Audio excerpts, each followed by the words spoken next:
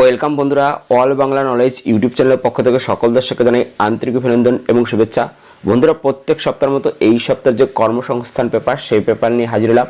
বন্ধুরা, এই সপ্তাহের কর্মসংস্থান পেপারে যে সমস্ত চাকরির আপডেট খবরগুলো প্রকাশিত হয়েছে, সমস্ত খবর এই ভিডিওতে সম্পূর্ণ ডিসকাস করবো। তাই ভিডিওটি শুরু থেকে শেষ পর্যন্ত দেখবে এবং যারা আমাদের এই চ্যানেলটিকে প্রথমবার দেখছো তারা অবশ্যই চ্যানেলটিকে সাবস্ক্রাইব করে বেল আইকনে অল নোটিফিকেশন বেলটা অন করে রাখতে পারো সমস্ত চাকরির আপডেট খবর সবার আগে পাওয়ার জন্য। তাহলে চলো দেখে না যাক এই সপ্তাহের কর্মসংস্থান পেপারে কোন কোন নতুন চাকরির আপডেট খবর প্রকাশিত হয়েছে। পশ্চিমবঙ্গ কলেজ সার্ভিস কমিশনের মাধ্যমে কলেজে 1000 সহকারী অধ্যাপক, যেখানে পোস্ট গ্রাজুয়েট ছেলেমেয়েদের জন্য, যেখানে রয়েছে পশ্চিমবঙ্গ কলেজ সার্ভিস কমিশনের মাধ্যমে পশ্চিমবঙ্গ, কলকাতা, বর্ধমান, বিদ্যাসাগর, কল্যাণী, উত্তরবঙ্গ, বারাসাত, গৌরবঙ্গ বিশ্ববিদ্যালয়ের অধীন সব কলেজগুলিতে অ্যাসিস্ট্যান্ট প্রফেসর পদে 1000 ছেলেমেয়ে নেওয়া হবে। 51টি বিষয়ের উপর নেওয়া হবে রাজ্য সরকারের অনুমোদিত সাধারণ ডিগ্রি কলেজগুলিতে। এই জন্য প্রথমে একটি প্যানেল তৈরি করা হবে, ওই তালিকা থেকে নিয়োগ করা হবে। সাধারণ ডিগ্রি কলেজের অ্যাসিস্ট্যান্ট প্রফেসর পদের বেলায় অন্তত দ্বিতীয় শ্রেণীর 3 বছরের ডিগ্রি কোর্স পাশের পরেই ওই সব বিষয়ে পোস্ট গ্রাজুয়েট ছেলেমেয়েরা মোট অন্তত 55%, তপশিল, শারীরিক প্রতিবন্ধী, দৃষ্টি প্রতিবন্ধী হলে 50%, 1991 থেকে 19 সেপ্টেম্বরের আগে মাস্টার ডিগ্রি কোর্স পাসটা পিএইচডি করে থাকলে 50% নম্বর পেয়ে থাকলে আবেদন করতে পারবেন। অনার্স গ্রাজুয়েট হলে অগ্রাধিকার পাবেন। সব ক্ষেত্রে Paschimbanga college service commission set পরীক্ষাতে পাস হতে হবে। তো যারা আবেদন করতে চাইছো তাদের ক্ষেত্রে বয়স হতে হবে সব ক্ষেত্রে 1/1/2026 হিসেবে 40 বছরের মধ্যে, তপশিলরা 5 বছর, ওবিসিরা 3 বছর, প্রতিবন্ধীরা যথারীত বয়সের ছাড় এখানে পেয়ে। তো যারা আবেদন করতে চাইছো তারা 15 এপ্রিল পর্যন্ত এই ওয়েবসাইটে আবেদন করতে পারবে। ওয়েবসাইট হচ্ছে www.wcsconline.in। এখানে গিয়ে আরো বিস্তারিত দেখে নিয়ে তোমরা আবেদন করতে পারবে।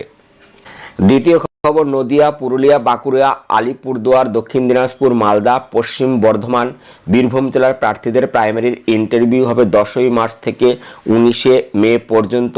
তো যারা এই পরীক্ষা দেবে তারা অবশ্যই যে ওয়েবসাইট আছে প্রাইমারির, ওই ওয়েবসাইট তোমরা অবশ্যই দেখে নেবে।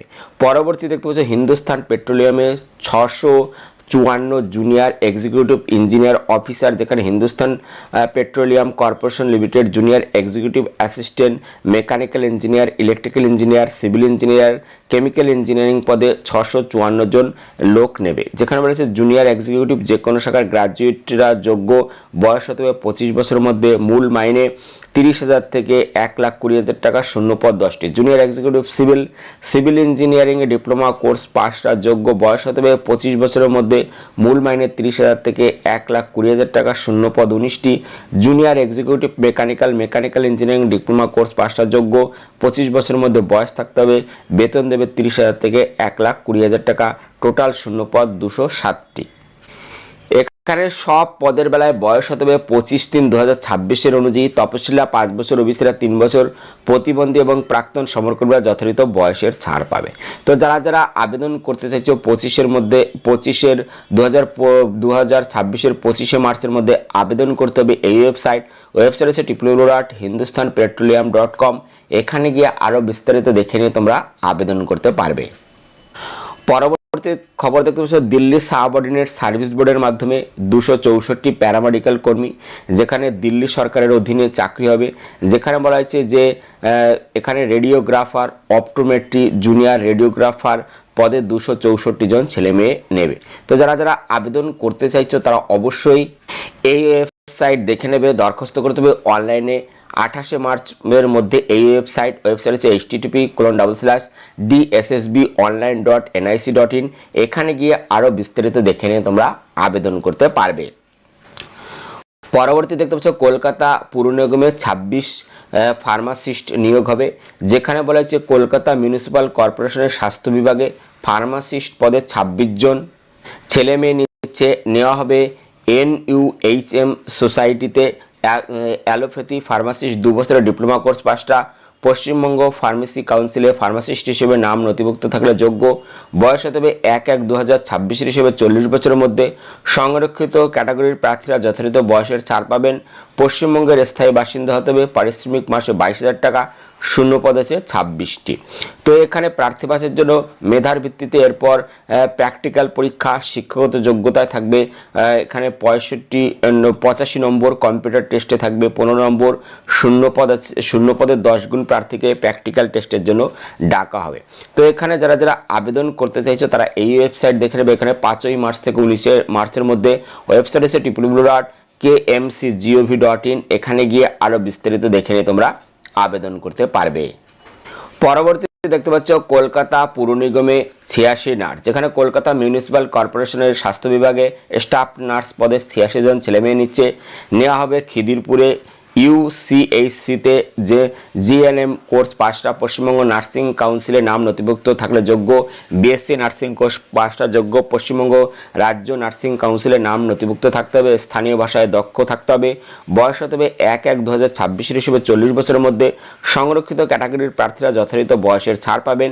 পারিশ্রমিক মাসে 25,000 টাকা, শূন্যপদ 86টি এখানে রয়েছে।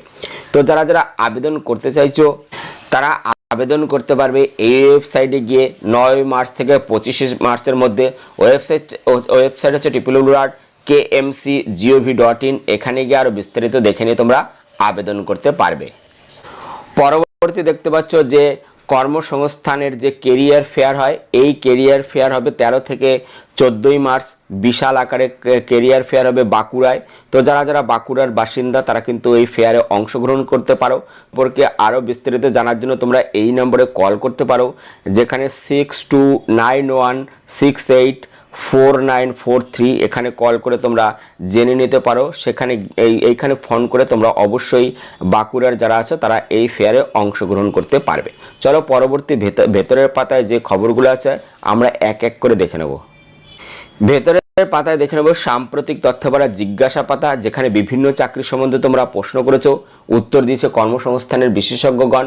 প্রত্যেকটি প্রশ্নের উত্তর আমরা এক এক করে দেখব। প্রথম বলা আছে ডাক বিভাগে গ্রামীণ ডাক সেবক পদে কিভাবে প্রার্থী বাছাই হয়, কোনো লিখিত পরীক্ষা হয় কি না সরাসরি প্রার্থী বাছাই হয়, সিলেক্ট হলেই কি চাকরি পাওয়া যায়, এটিকে স্থায়ী চাকরি, প্রতি বছর কি এই পদে লোক নিয়োগ হয়।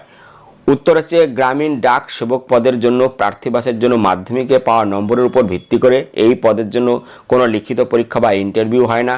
যে কেন্দ্রে দরখাস্ত করবেন সেই কেন্দ্রের মেরিট লিস্ট আলাদা হয়। সর্বভারতীয় বা জেলাভিত্তিক মেরিট লিস্ট এখানে হয় না। এই পদে 3 বছরের চাকরি করার পর ডিপার্টমেন্টাল পরীক্ষা দিয়ে প্রমোশন পেয়ে ডাইরেক্ট পোস্ট অফিসের কর্মী হওয়ার সুযোগ আছে। কেন্দ্রীয় সরকারের কর্মীদের মতোই বেসিক মাইনের সঙ্গে মহার্ঘ ভাতাও দেওয়া হয়। গ্রামীণ ডাকসেবক পদের জন্য কোনো পেনশন নেই। চাকরির শেষে এককালীন টাকা দেওয়া হয়। গত কয়েক বছরের সাধারণ প্রতি বছরে এই পদে দরখাস্ত নেওয়া হচ্ছে।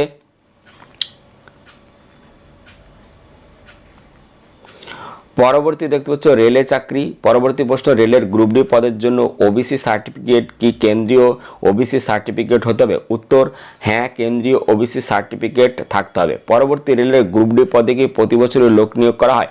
উত্তর রেলের পূর্ব ঘোষণা অনুযায়ী প্রতি বছরই এখন গ্রুপ ডি পদে দরখাস্ত নেওয়া হচ্ছে। পরবর্তী প্রশ্ন, স্কুল সার্ভিস কমিশনের 9ম-10ম শ্রেণীর ডকুমেন্টস ভেরিফিকেশন এবং ইন্টারভিউ কবে হবে? উত্তর বলা হয়েছে এখনও তারিখ ঠিক হয়নি। পরবর্তী, স্কুল সার্ভিস কমিশনের ওয়ার্ক এডুকেশন বিষয়ের জন্য কেমন শিক্ষাগত যোগ্যতা থাকা দরকার? নেতাজি সুভাষ মুক্ত বিশ্ববিদ্যালয়ের অধীন স্টাডি সেন্টারে ভারত সেবাশ্রম সংঘের PITM অনুমোদিত টেলারিং অ্যান্ড ড্রেস ডিজাইনিং ও নিডল ওয়ার্কস কোর্সের পাশ করলে কি ওয়ার্ক এডুকেশনের বিষয়ে জন্য যোগ্য কি? উত্তর কর্মশিক্ষা বিষয়ের জন্য নিচের যে কোনো একটি যোগ্যতা থাকা দরকার। ইউজিসি স্বীকৃত 1 নম্বর, ইউজিসি স্বীকৃত বিশ্ববিদ্যালয় থেকে আর্টস, সায়েন্স বা কমার্স শাখার graduate, national council for teachers education NCTE স্বীকৃত প্রতিষ্ঠান থেকে post graduate basic training PGBT course কিংবা NCTE স্বীকৃত প্রতিষ্ঠান থেকে ওয়ার্ক এডুকেশন মেথড বিষয় হিসেবে B.Ed কোর্স পাশ হলে যোগ্য। 2 হচ্ছে গ্রাজুয়েটরা আর্ট অ্যান্ড ক্রাফটের ডিপ্লোমা ডিগ্রি কোর্স পাশ হলে যোগ্য। 3 হচ্ছে গ্রাজুয়েটরা টেলারিং অ্যান্ড নিডল ওয়ার্কের ডিপ্লোমা ডিগ্রি কোর্স পাশ হলে যোগ্য। 4 নম্বর হচ্ছে গ্রাজুয়েটরা ওয়ার্ক এডুকেশনের 2 বছরের ডিগ্রি বা ডিপ্লোমা কোর্স পাশ হলে আবেদন করতে পারবে। পরবর্তী হচ্ছে হোম সায়েন্সে এগ্রিকালচার ডিগ্রি কিংবা computer science, information technology, software system degree course পাশটা আবেদনযোগ্য। গ্রাজুয়েটরা ডিগ্রি কোর্সে computer science and computer application বিষয়ে অন্তত 300 নম্বর নিয়ে পড়াশোনা করে থাকলে আবেদনযোগ্য। পরবর্তী প্রশ্ন, স্কুল সার্ভিসের গ্রুপ সি গ্রুপ ডি পদের পরীক্ষার কাট অফ নম্বর কত হতে পারে? উত্তর বলা হয়েছে এই বিষয়ে এখন কিছু জানানো যাবে না। পরবর্তী নবম দশমের শিক্ষক পদের জন্য কেমন শিক্ষাগত যোগ্যতা থাকা দরকার? স্নাতকে 53% নম্বর আছে, কিন্তু মোট 50% নম্বর নেই। বিএড করা আছে। আপার প্রাইমারি নবম দশম শ্রেণীর পরীক্ষা দিতে পারবো কি? উত্তর, যে কোনো শাখার graduate, honours, graduate, post graduate ছেলেমেয়েরা মোট অন্তত 50% নম্বর পেয়ে থাকলে সংশ্লিষ্ট বিষয়ের জন্য আবেদন করতে পারেন। উপরের সব শিক্ষাগত যোগ্যতার ক্ষেত্রে সংরক্ষিত ক্যাটাগরির প্রার্থীদের বেলায় অর্থাৎ তপশিলি জাতি, তপশিলি উপজাতি, ওবিসি সম্প্রদায় এবং প্রতিবন্ধী প্রার্থীরা নম্বরে 5% ছাড় পাবেন। পাস বা অনার্স ডিগ্রি কোর্স যাদের 50% নম্বর নেই কিন্তু পোস্ট গ্রাজুয়েট কোর্সে 50% নম্বর আছে, তারাও আবেদনযোগ্য। পরবর্তী প্রশ্ন, পুলিশের চাকরি বলা আছে 2024 সালের কলকাতা পুলিশের কনস্টেবল পদের প্রিলিমিনারি পরীক্ষার ফল কবে বেরোবে? উত্তর বলা আছে মার্চের প্রথম দিকেই ফল বেরোনোর সম্ভাবনা আছে।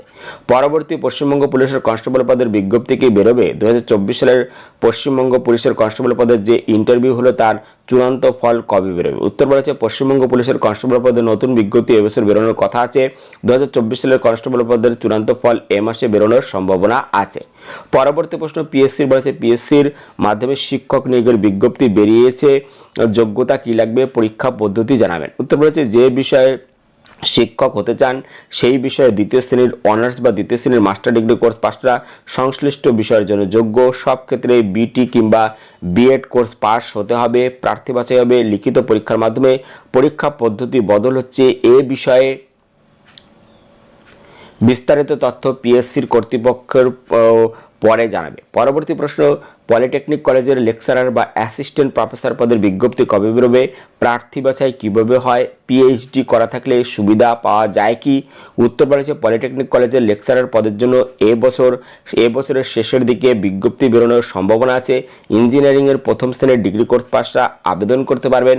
প্রার্থী বাছাই হবে স্ক্রিনিং টেস্ট, লিখিত পরীক্ষার মাধ্যমে। পিএইচডি করা থাকলে অতিরিক্ত সুবিধা পাবেন। পরবর্তী প্রশ্ন, পিএসসির মাধ্যমে ফায়ার অপারেটর পদের জন্য কেমন শিক্ষাগত যোগ্যতা, বয়স থাকা দরকার? প্রার্থী বাছাই পরীক্ষা কি থাকে? এই পদের বয়স কি বাড়ানো হবে? উত্তর বলেছে মাধ্যমিক পাস ছেলেরা আবেদন করতে পারবেন।